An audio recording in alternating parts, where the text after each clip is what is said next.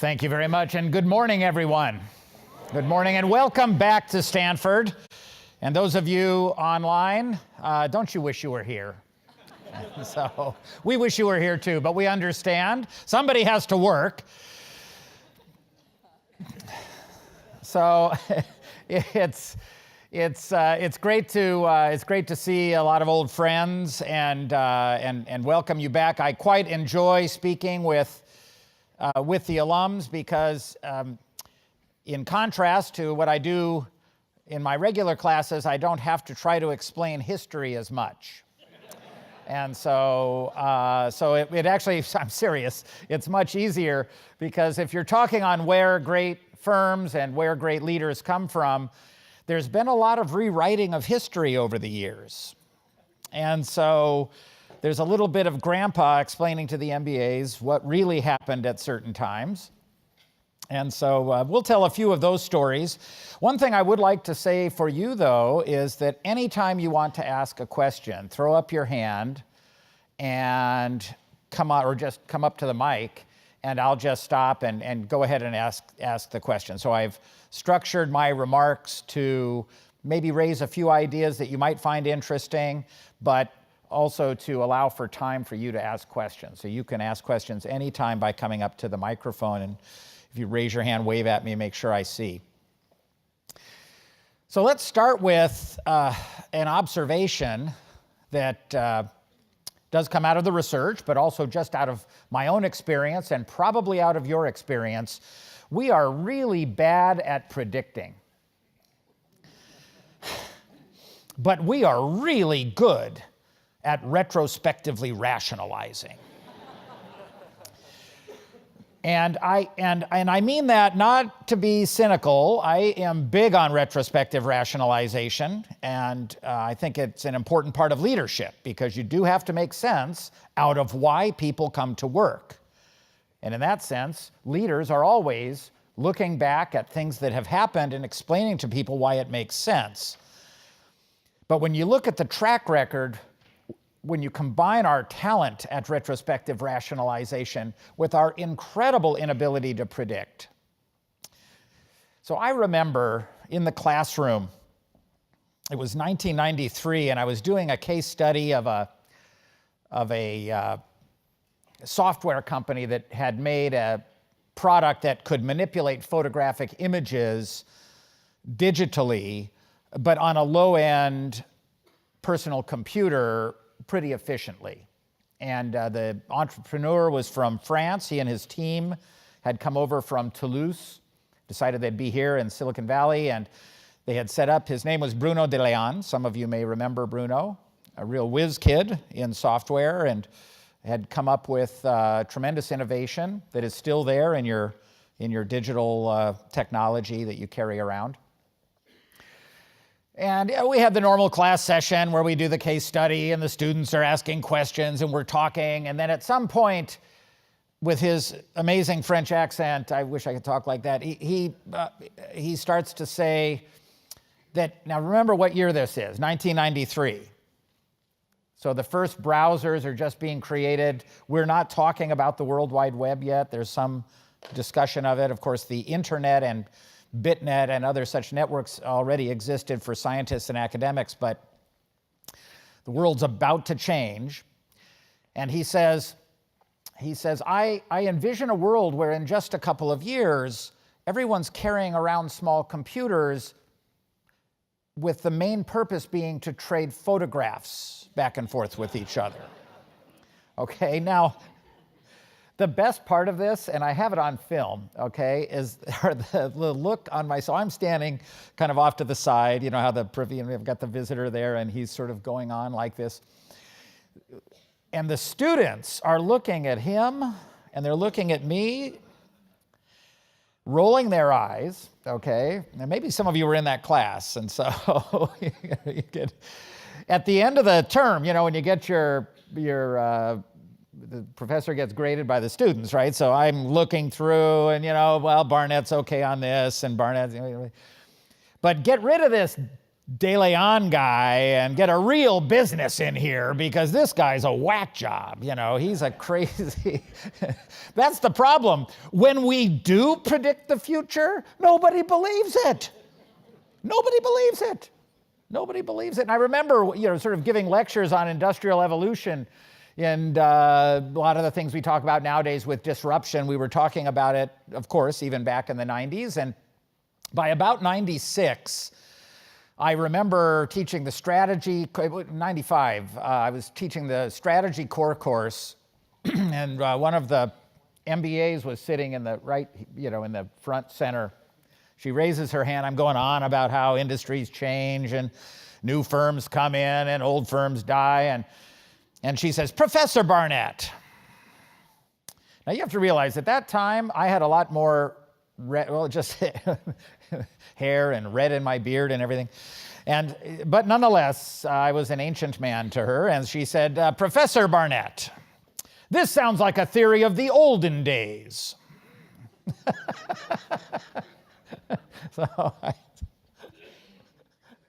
Oh my gosh, it's great. I love teaching. I just love teaching here, really. I mean, it's, when everyone in class feels like they are the embodiment of human evolution up to this moment. I mean, it's a kind of, but that's okay. They're only outdone by, when it comes to arrogance. So it's, so we're all in the same.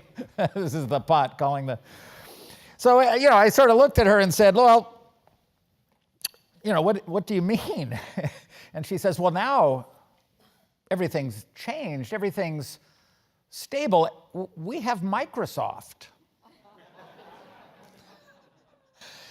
It's easy to forget that we thought we had finally reached equilibrium. All these theories you've learned about equilibrium. Everything goes to equilibrium this and equilibrium that and equilibrium price and equilibrium quantity and steady state technology and sustainable advance. I don't know where all these stable states are. I haven't seen them yet. I study growth and failure. I've been here since 91. Talk about being at the right place and the right time. There's no stability that I can find.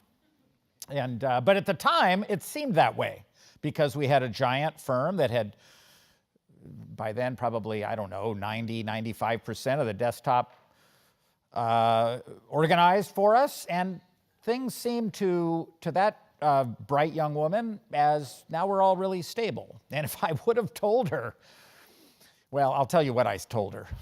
I said, look, I don't know what's going to happen that's going to make us forget about Microsoft. But whatever it is, it's going to be bodacious. And the whole class looks at me like, that's all you got? You get this bright question, and all you can use is an adjective? The trouble is, back to predicting the future, if I could have gone forward and gotten in that car that takes you, and looked at the world and then gone back and said, oh, you're not going to believe it. It's going to be a college dorm project and then that guy in 93, he appears to have been right. They were really just trading pictures of my grandson back and forth with everyone. Even if we could predict the future, we wouldn't believe it. This is a problem if you're a business school professor. Seriously, because if you think about it, if I'm in your shoes as an alumnus, or if you think of the current students, they want to go out into the world and be great. And they want to understand that process. And part of becoming great is coming here and meeting each other and becoming part of that network. And there's just that incredible life and everything else that goes with it. But from a business school professor perspective, I want us to be able to give you some tools that will help you increase your chances of being great. But this is a world where we have proven ourselves to be very bad at predicting, which is a quandary if you're me and my colleagues like me. Well, of course, we've known about this quandary for some time, and we could all tell stories of companies that discovered their greatness. You may remember Apple Computer, when it was a computer company. If we just look at the 2000 to 2016 period, never mind everything that went on before. A lot of folks in here, we could talk about that. That was also fascinating. But if you go just back to the year 2000, Steve Jobs was being rehabilitated.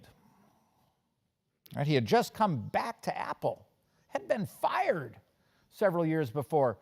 On the East Coast, there's a business school which in 1996 featured Steve Jobs as the example of how not to lead. It was their first case study, the Donna Dubinsky case. He fired Donna because she thought and talked at the same time. She leaned in. And it's a downside of leading in. And of course, she's amazing as a leader, went on to be a very successful entrepreneur, now venture capitalist. And so that particular leadership development program, which is a very good program, led off with the Donna Dubinsky case, depicting that's not how to be a leader. I can tell you that by about 2004, when I would give lectures like this anywhere in the world, I often ask the question, who's a great leader, to sort of warm up the crowd. And depending on where I am, you get really interesting answers. See, in Zagreb, the answer was Genghis Khan. Okay. In Peoria, it was Jesus Christ. The Prophet Muhammad was raised as a possible candidate for a great leader in Dubai. And I could go down the list. In Moscow, you can guess. So that was Putin, but that's close. But they always say Steve Jobs. They always say Steve Jobs. So you go from being how not to lead in 95, 96, to being ranked 8 years later alongside Jesus Christ, the Prophet Muhammad, and Genghis Khan as one of the great leaders to have ever existed in human history. We are so bad at predicting. We are so good at retrospectively rationalizing. And how easily we forget. And I think you can relate with me on this because you remember some of these times. So iTunes, introduced in 2001 with no iPod and no store. It was a jukebox where the strategy was to make the desktop computer more valuable so that maybe Apple could pull out of its 3% of market share doldrums versus the Windows-based Intel Windows PCs. That was actually the strategy at the time. A couple of years later, the store is introduced, and Apple is shocked by the 10 million downloads of songs. They suddenly find out they're selling more music than they are computers in 2003, and the strategy begins to change. Do you remember the hell freezes over announcement? Remember, the strategy was to have the Macintosh beat the PC on the desktop. But suddenly they're selling more music than they are computers. And that's just among people with a Macintosh because iTunes only functioned at that time on an Apple computer. So Steve Jobs stepped out and put up a big, the black outfit and the big screen with the, and it said, "Hell freezes over." Anybody remember what they did?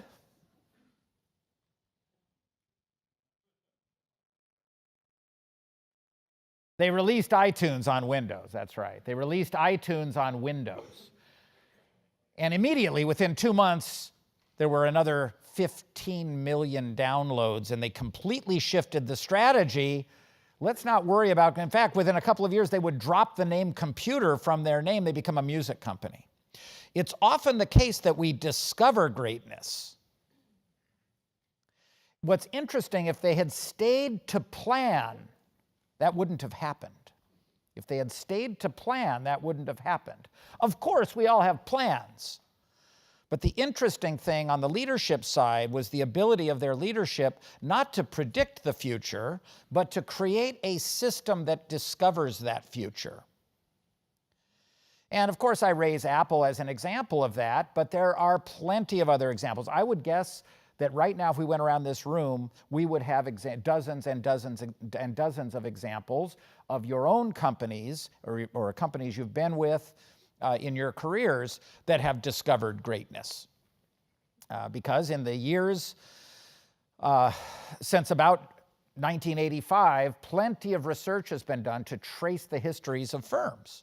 And it looks like it is not the exception to see the likes of an Apple. Of course, Apple is possibly the most valuable company in the world right now, is quite exceptional. But that story of discovering greatness is the rule, not the exception.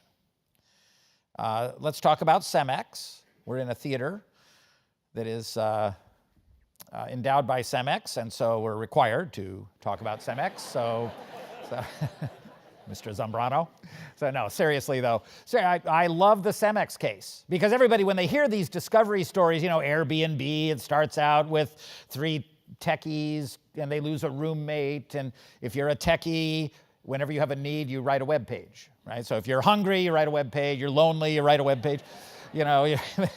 So they lost a roommate, let's write a web page, right? So, and sure enough, people start landing on it. They want to rent the couch and, oh gosh, we can make this a business. And then they want to make it so that at events like South by Southwest or they were politicos, so around 2007, 2008 at the Democratic National Convention, the first of the Obama conventions, I said, oh, we'll use this website to help people find a place when they go to the convention.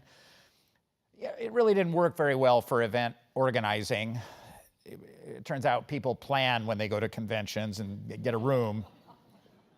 Just show up in town, oh my God, a room, right. They'll make a web page. So, and one of the big problems they had making it work were all these people were trying to use the website just to rent from each other. And and they were trying to figure out how could we stop this?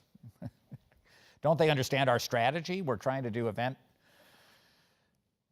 If they had succeeded in their plan, they would have been worth millions.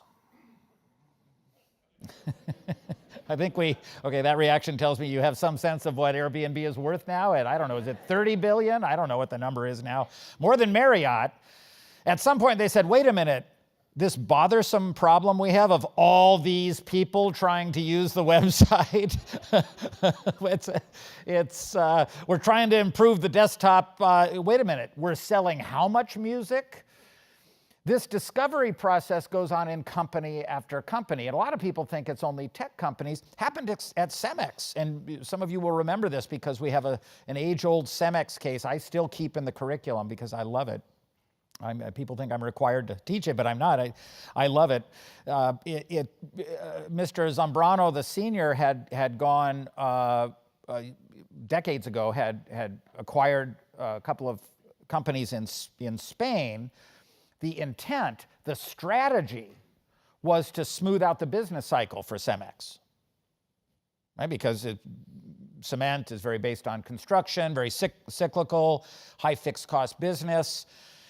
You're operating only in Mexico, then you're really beholden to that business cycle. And he thought, well, if we were in multiple countries, we would have counter-cyclical movement of the business cycle. And that was especially difficult at the time because now we're a little bit better with financial hedging for that kind of dealing with that kind of cyclicality. But finance markets had a little more trouble with that at the time. Cemex, as one of the Mexican grupos at the time, had also more trouble accessing some of those international finance markets. They get over to Spain to do the typical post-merger integration. They send over their team of managers and engineers trained at Monterrey Tech. And these folks are whiz kids when it comes to state-of-the-art manufacturing, operations, logistics, supply chains. They put in truck tracking, they clean up the accounting systems, they've dramatically improved the performance of the Spanish facilities. Well, it turns out most cement companies in the world decades ago were sleepy kind of monopolies because of the nature of cement and transportation costs. They're typically the only game in town, often government sponsored and so forth. And Cemex was vastly more efficient because of the fact that they hire so much out of Monterrey Tech. And At that point, Zambrano says, wait a minute. If we're that good that we can dramatically improve the performance of those Spanish acquisitions, let's write up a set of routines on that. And now let's do it to ourselves. It's one of the few firms I know who has had the courage to post-merger integrate themselves. Right? Because we all like to post-merger integrate other people. And some of you have done that or been on the receiving end of it, right? But this company said, look, if we can do it to them, we've got plants and facilities we acquired around Mexico, so they dramatically improved their own performance. And then, as many of you know, went on a very long run of acquisitions where they would go in, do post-merger integration, dramatically improve the efficiency of operations. The world's finance markets fall in love with them. What becomes their strategy was discovered. And that's the cement industry. So it's not only in tech. You see the discovery of why you're great even in the cement industry. You shop at Trader Joe's? You know when they started? What they were? You haven't? Well, people don't shop at Trader Joe's. Okay, yeah, because I know there's more wine drinkers out there than it's just like you're smiling, if nothing else. You must be. They started out selling cigarettes and ammunition. Seriously, I know knew Joe Colomb. I had case studies on it. And that's how they started. Just went through an evolution. Now they're selling boutique honey and names of cheese I can't pronounce. Boy, you wouldn't. By the way, don't go there now looking for cigarettes and ammunition. Okay, you'd be arrested for the cigarettes. The ammunition would be okay. I think it's America. But sorry, I digress. So it's interesting. Plenty of non-technology firms go through it too. Now, here's the point, though, that makes business school professors happy about this. It isn't just dumb luck. You tell enough of these stories and people start thinking, oh, well, what Barnett's getting at is it's a crapshoot. It turns out some people tend to get consistently more lucky than others. At some point, it stops being luck when some people are having all the luck and some people aren't. When some companies are repeatedly going through a discovery process and some are not. And that's because the discovery process, while it is not good at predicting the outcome, does follow a pattern. It always follows the same pattern. Regardless of where you see it happen, three things always happen in the discovery process. And if we understand these three things that happen in the discovery process, we as leaders can make it more likely that our own company get lucky more than it should. And so I want to talk about those three things. So it's fun to tell stories about companies that discovered something much greater than they had planned to do, but it's a lot more fun to drill down and think about what are those three underlying processes that always seem to go on when companies are good at discovery. And so I want to talk about that. But if people have questions, sometimes this is a nice time. We're kind of into the storytelling, and now you're all sitting and you've had your coffee. So if there's questions, you can. That's fine. I'll just keep talking. You want to know the three things, so and they're in a book that I wrote.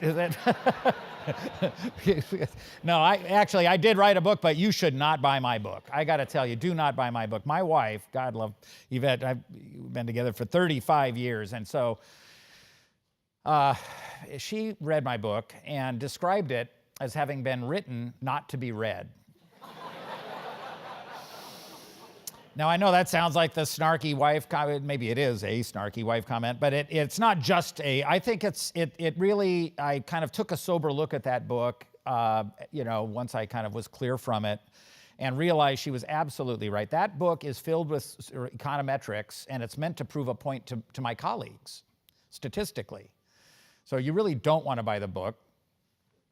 But it did make me think that I have to find a way to give the ideas that were in the book and in other things that I've written a more accessible presentation. And so I will tell you about my website, but it's free. But But the reason I like people to go on my website is that I love to get the comments back, and it helps me. Basically, what I do now is I put all my teaching notes online. I tried to do it a few years ago, and it freaked out the intellectual property people here because they were all on sort of Stanford letterhead, and I was just giving them away. So I had to rewrite everything on a blog, but it's my teaching notes. So they're available everywhere except China. Sure. Which is, I go over there and lecture all the time. I'm not quite sure why. Anyway, so it's just my name, Barnett Talks, because I do, and then all my teaching notes are on there. If you like it spoon-fed, you can get it that way too. And then I can, and then when I make mistakes or whatever else, then people correct me, and that's, so I'm being a little selfish with that, but at least the ideas are free there, so I put my ideas there. But I will let's talk about those three things. Okay, let's talk about those three things.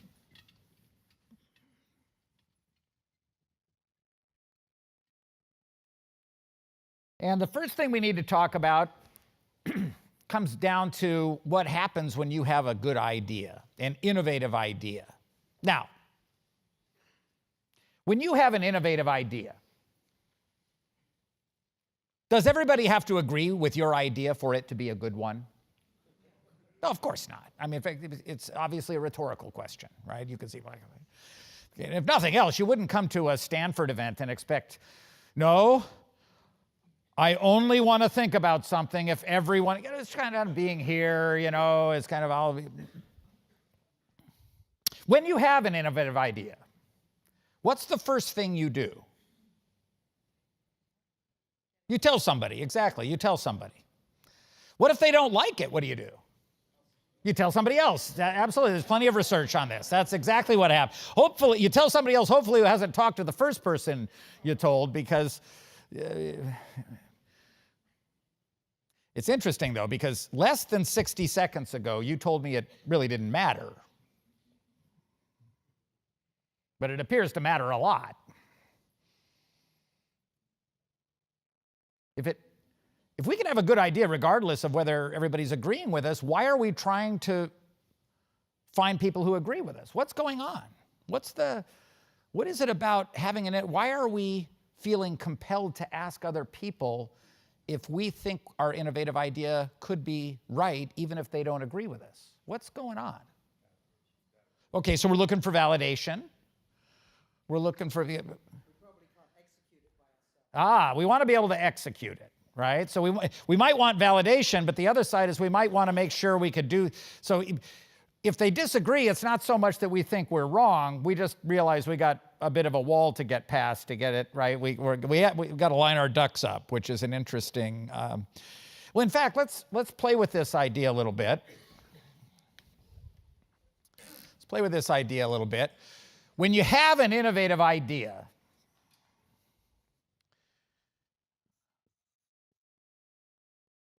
you might be right. Can you see that? Okay. But you might be wrong. You might be wrong. This isn't like good, bad. It's like correct, incorrect, okay? You might be right, but you might be wrong. And you know it. And you think about it, when it comes to innovation, if you know you're right, it's probably not an innovative idea. Right? If you got to kind of,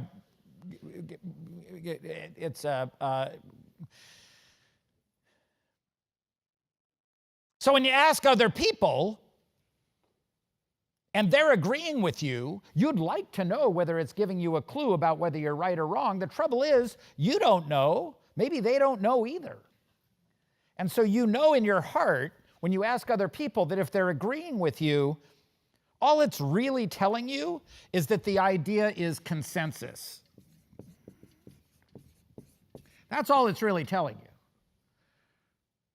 you. And if you're getting pushback, all it's really telling you is that it's a non-consensus idea. Whether it's right or wrong, one thing for sure, I'm getting a lot of pushback. This is a non-consensus idea. And the problem with discovering greatness is that all four of those are possible. And we know it. We know it every time we're thinking of something innovative. We know that that's the case. So let's work through those possibilities. And the best way to structure it is to start with the assumption that you're right. Now, you can't know you're right and have it be innovative, but let's assume somehow you did know that you were right. So if you knew you were right, where would you rather be?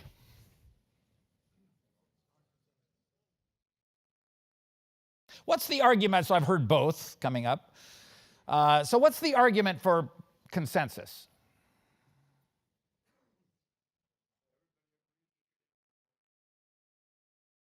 Okay, everybody agrees with you, so we're back to the execution point. We're definitely going to be able to execute this.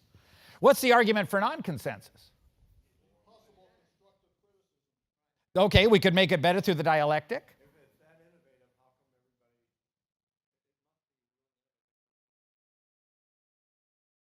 Okay, yeah. You'll certainly be out in front, right? You're going to be out in front. But it's going to be hard to execute. We got to give the execution people that. See, now you're the execution guy. For the rest of the day, you're like Mr. Execution, which can be good. This is the way I think of it. This is going to be hard to execute, but if you do execute, you can tell I'm not a finance professor. There'd be a Greek letter here. Instead, the symbol I'm going to use is I'm a strategy professor. This is a great place to be, right? This is Irwin Jacobs. Irwin Jacobs and his fellow scientist Viterbi started Qualcomm based on CDMA technology, a wireless technology that was very controversial and a very non-consensus idea. DARPA had given up on CDMA. They thought that it was so complicated. They created it with, sponsored the research that created code division, multiple access technology, and they wanted it to help encode messages that the Soviet Union could then not intercept. It's so fun to be able to talk to a crowd who understands what the Soviet Union is, because I normally then have to explain that there was this empire. It was a giant empire. It's true. It actually existed, and then, but it's very, and they'll say, you're talking about Russia? Well, no. So they so gave up on it. It was so complicated, they put it out in the public domain. They said, oh, even the Russians can't figure this out. I mean, it's just, we'll just put it out there. And so very, very non-consensus, banned in Europe because of it, banned in Europe. Because they wanted TDMA only for GSM, which would create a real problem when the smartphone comes along, since CDMA was a lot better at carrying data. And we're so bad at predicting, but we're very good at retrospectively rationalizing. And so they own a lot of IP at Qualcomm, and that leads to this outcome. Because when you're the only game, when you're the only one who thinks you're right, then you might end up owning a lot of the IP because nobody else is even going to do research on it. And now here you can execute. The trouble is everybody's executing on it, right? Which, from a strategic perspective, it's not a bad thing, but we're all doing it. So this you can execute. This is going to be hard to execute, but if you can, the payoff is now, what if you're wrong? Where do you want to be if you're wrong? Absolutely, consensus, no big story. Humans, when they're wrong, do not want to be alone. Right? It's as simple as that. It's just as simple as that. I mean, your kid asks you, my wife and I have 6 kids, so I've had this question come up a number of times, or statement come up a number of times. Your kid comes home and says, Dad, this was the latest rendering of it, everybody at school, yeah, never a good start to any conversation. Everybody at school had a lot of trouble on the history test. Is your daughter suddenly concerned about the state of education in Palo Alto? It's kind of, she's calibrating you, right? She's trying to get you over here because then we can talk about, and then it's not so bad, Okay, I lost money in 2000, but we all lost money in 2000. So for me, it was Webvan. I don't know what yours was, but but we all, what I mean? This guy, he's a fool. This guy's a fool. We told him he was wrong. He did it anyway. And he's wrong. And the problem with discovering great business, and one of the number one problem with the discovery process is that humans fear being a fool much more than they hope to be a genius. And as a result, they're quiet about their non-consensus ideas. They're asking people. They realize it's non-consensus. And in fact, you should ask yourself this: your people in your organization, are they quiet about their non-consensus ideas for fear they might be seen a fool? And if so, what does that say about your leadership? Because some places are safer than others when it comes to non-consensus behavior. Some people, this is a career ender. Some places, this is a career ender. And if this is a career ender, you're never going to hear that. And this brings up the first property of all systems that discover greatness. And that is, they are systems that generate variability. They generate variability. Now notice I didn't say they generate greatness. I said they generate variability. And let me explain why I put it that way. You can tell I'm an old chalkboard guy.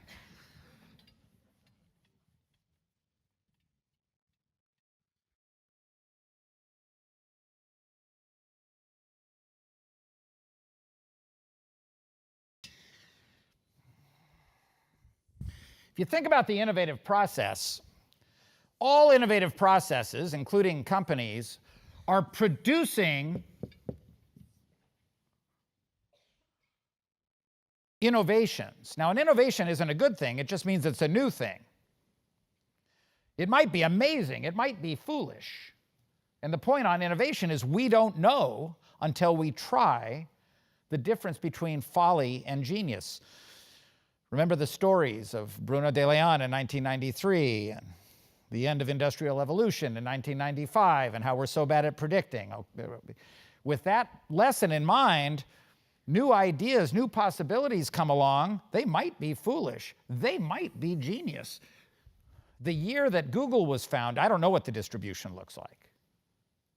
That's optimistic. Maybe the distribution is that there's a lot more foolishness out there. I don't know what the distribution looks like.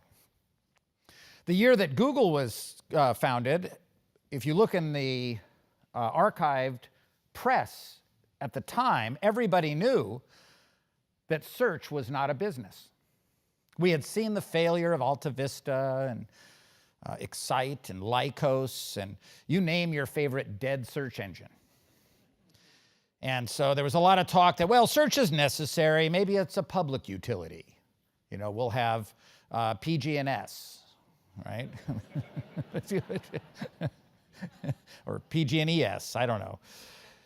Now, my marketing colleagues tell me that search is clearly the most valuable business model in the history of humankind. We are so bad at predicting, and we are so good at retrospectively rationalizing.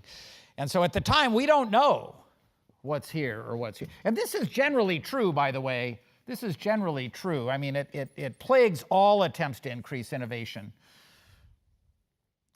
It plagues all attempts to increase innovation. And in companies, you'll often see a desire to have more innovation, but only to have smart innovation.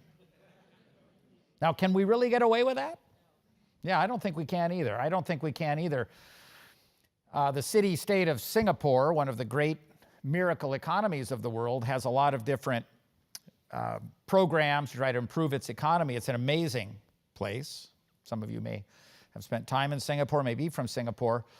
But they actually tried to do this, and their experiment is worth thinking about. They noticed that Singapore was very efficient but wasn't being innovative enough. And a few years ago, had one of their campaigns focus on increasing spontaneity. So they wanted to bring people in from the arts and music and create more of a Greenwich Village feel to Singapore. Now, the trouble with being a street musician in Singapore, okay, I'm remembering my youth. All my college and graduate school was at Berkeley. So sometime you want to take a field trip up there, not all together.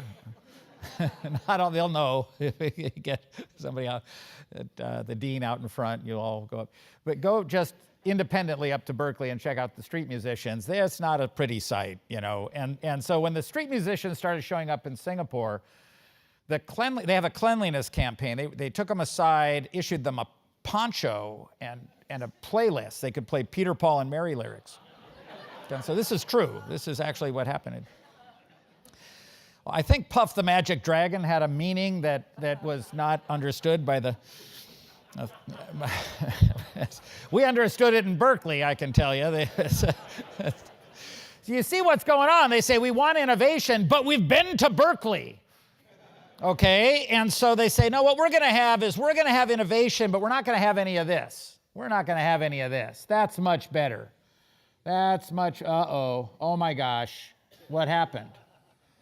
You see, what happens is when we try to control the innovation process and have smart innovation and get rid of all that, we think we're pushing up the mean.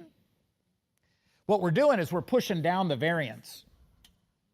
When we think we're managing up the mean, we're actually managing down the variance. Because by virtue of getting rid of foolishness, what we're actually getting rid of is non-consensus behavior. Because remember, we don't know the difference between genius and folly before the fact. All we know before the fact is the difference between consensus and non-consensus behavior. Bob Dylan can't sing. I think he just won the Nobel Prize. I think we'll cut him some slack on his ability to hit every note in the scale. And I'm sure we would have cleaned him out. You see what I'm getting at here? There's even there's a historian of science who has looked at all of Albert Einstein's work and found mathematical, actually just arithmetic errors. I tell you what, if you can come up with a general theory, we'll cut you some slack on your arithmetic. Right? And that's the idea that, you know, in the search for genius, if you want genius, look for systems that create foolishness. If you find a system that's creating foolishness, there might be a chance of genius. If you're finding a system that never does anything foolish, there's no way you're getting genius.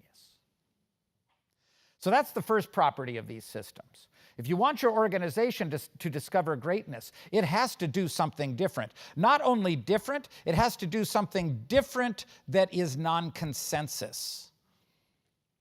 So start thinking about business plan competitions. The consensus pick, not genius. In fact, what I want to see in a business plan competition is the plan that generates the biggest argument. Right? The future Irwin Jacobs. You kind of see where I'm going with that. So you got to manage for variance. Now, managing for variance is something you can do in some companies, you can't do in others. I get kind of, with being an ancient professor, you get more phone calls to go talk to people in companies. So I get calls all the time from people who should really be behaving predictably. And they say, oh, we want some of this innovation stuff. I said, no, you really don't. We really don't. You do not want me to come talk to your people. I was called recently by an organization on the other side of the world that runs nuclear power plants. Yeah, you don't want me near them.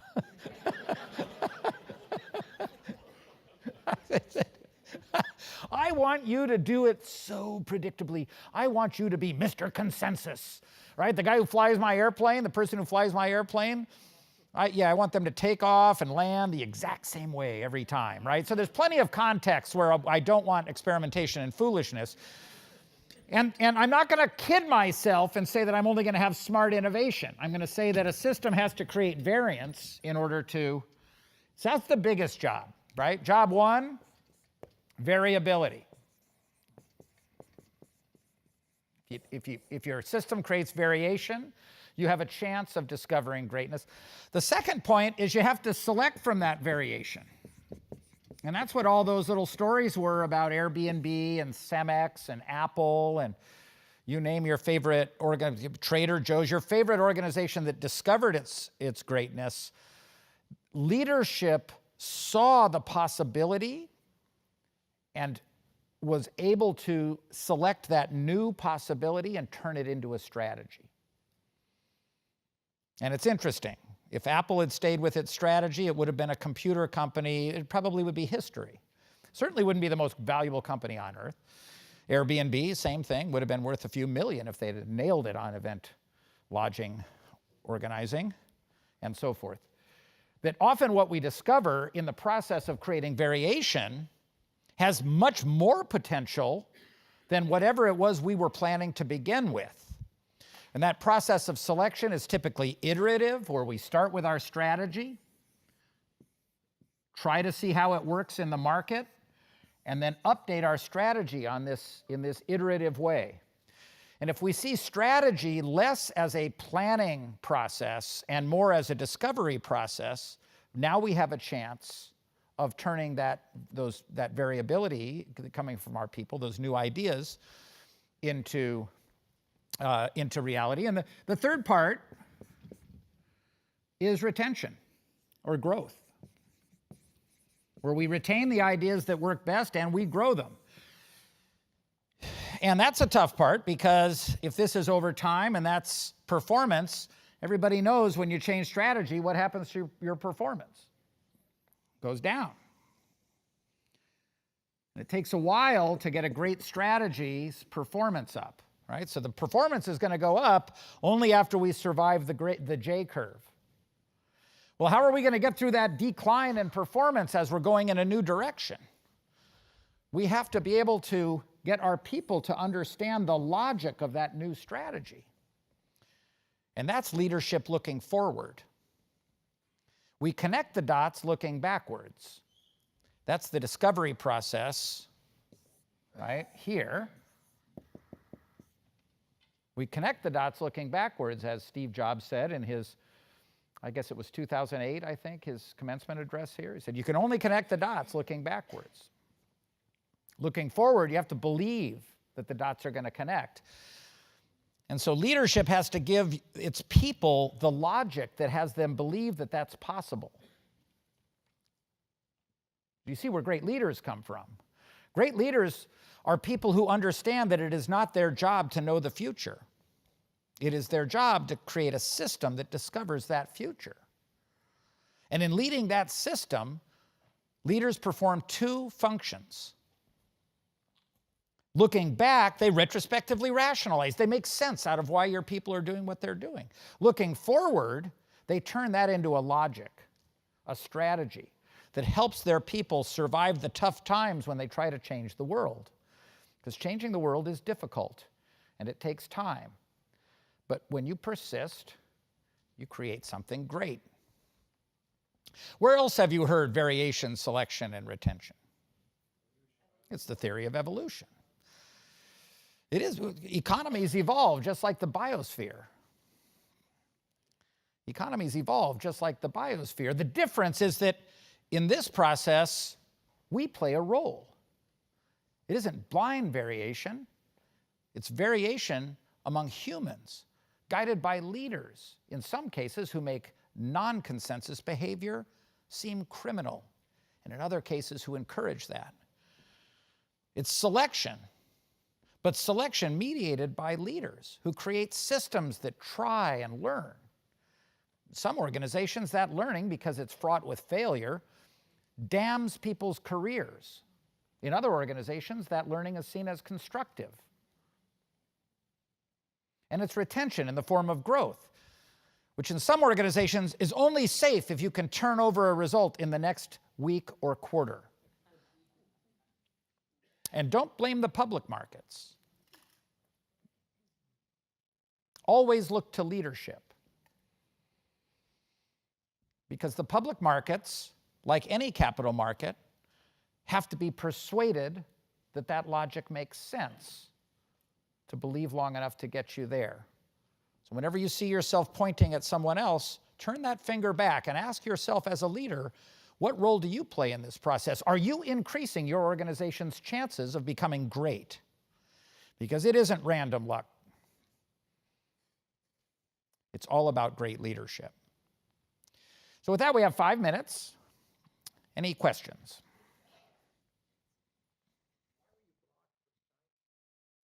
Okay, the question was, why was I blocked from China? I'm not blocked from China, so I go to China freely. Well, not freely, I got to get a visa and do the whole thing. But it's just, you can't, I'm not really sure why. I don't think I said anything too outlandish, but you can't reach my blog from China. So yeah, no, I wish there was a great, really interesting story where I had to, like with Tom Cruise getting in a jet and escaping, but it was just really, they just don't like my ideas. Given your lecture, can you give us some good questions to ask at the next lecture on the 2016 presidential election?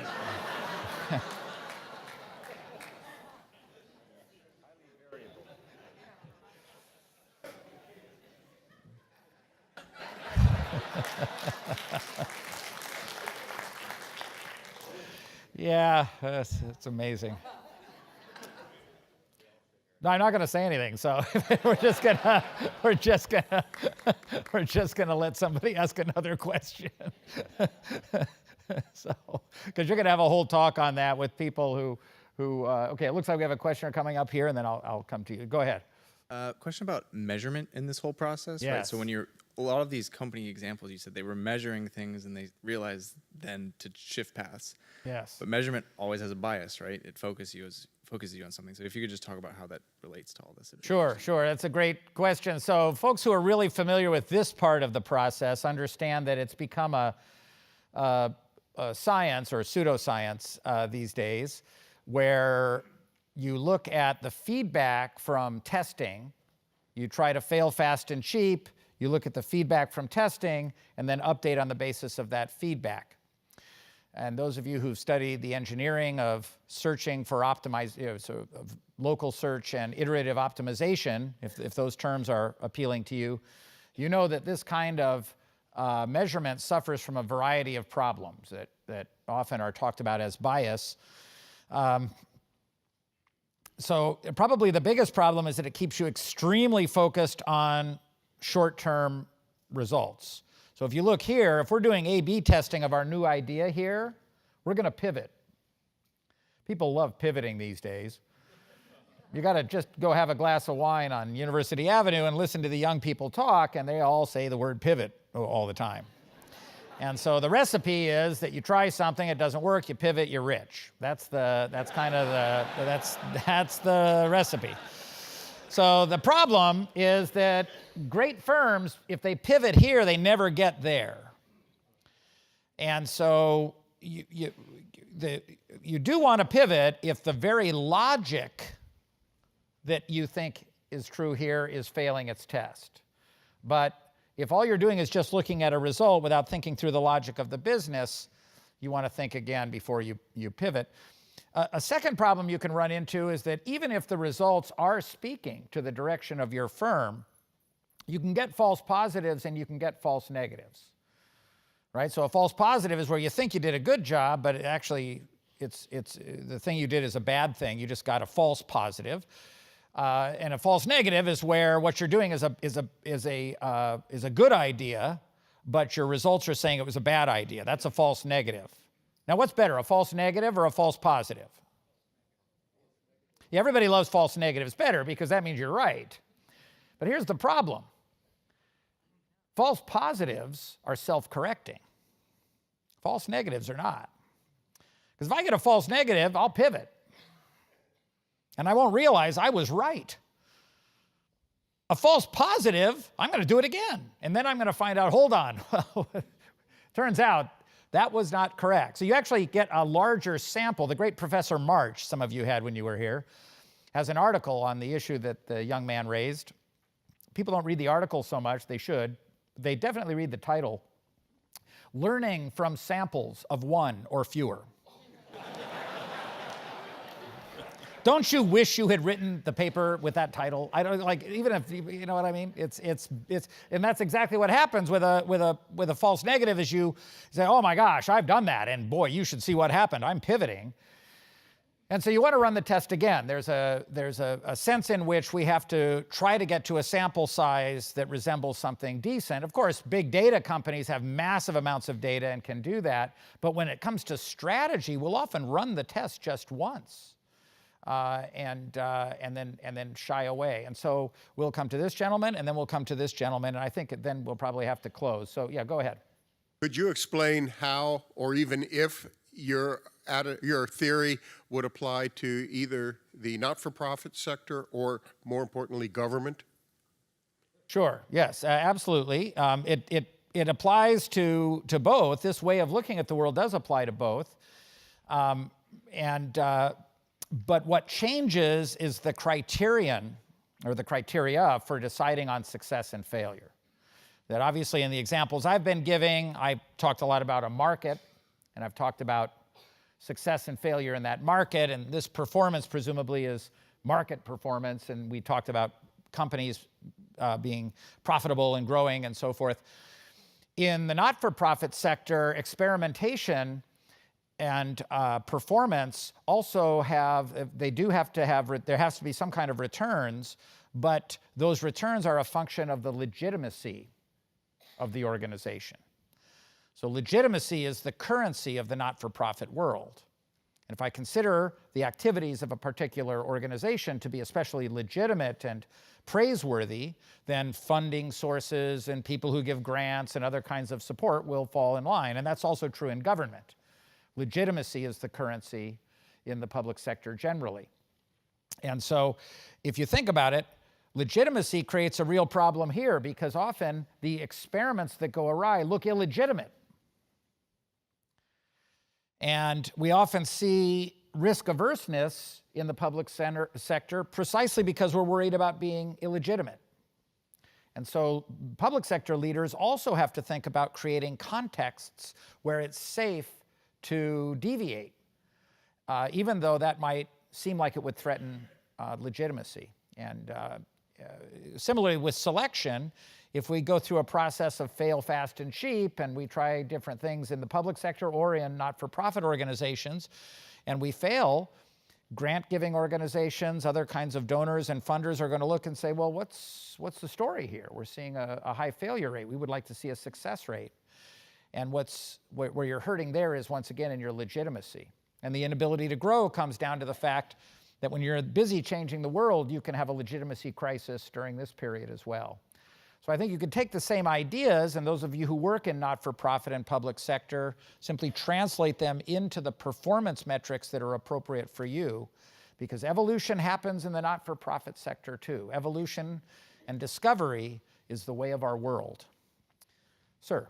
Bill Leedy, MBA 71. Good job. You're great. Thank you. Thank you.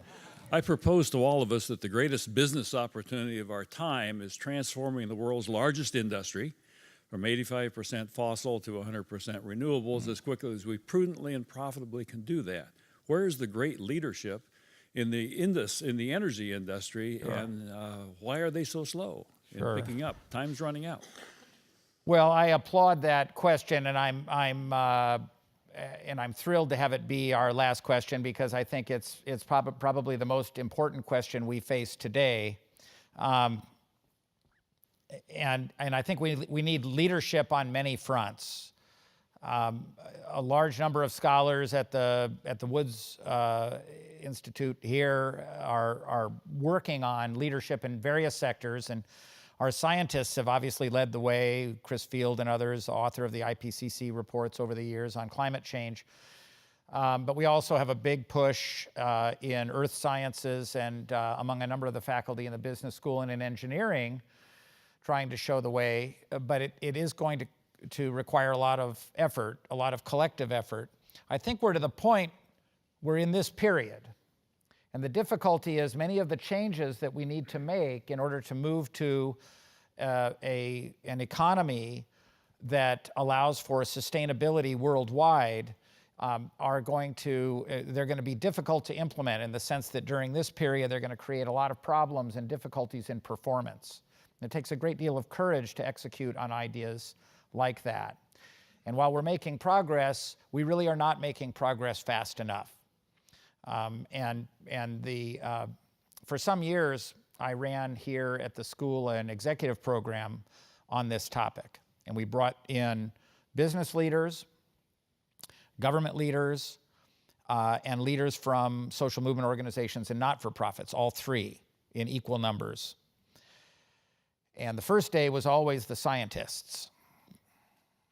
And then the other days of the program were the economists and sociologists and other people in the business school talking about what we can do based on. But I can tell you, by the end of that first day, it was a pretty sobering message. And that message remains very sobering. And you have to remember that the truth is the truth, whether you want to hear it or not. And the important part of changing the world is first to get your head around what's true. And what's true is that we do face something that is monumental in terms of a problem when it comes to moving away from the fossil fuel economy and the need to deal with climate change. Now, translating that into action depends on where you work. And as a leader, where you're gonna do this. In the public sector, there's some people trying to show leadership. In the private sector, many of our alums are trying to show leadership. It sounds like this gentleman is also showing leadership in his part of the world. I think faculty and researchers need to show leadership as well. When you have a movement across all of those fronts of people showing leadership, we have an amazing ability as a species to solve problems and come up with greatness in ways that we never would have expected. So I think this is a domain where my message that we're not here to predict the future, we're here to create the systems that discover that future, is a message that needs to be heard. Thank you very much, and thank you all for coming back.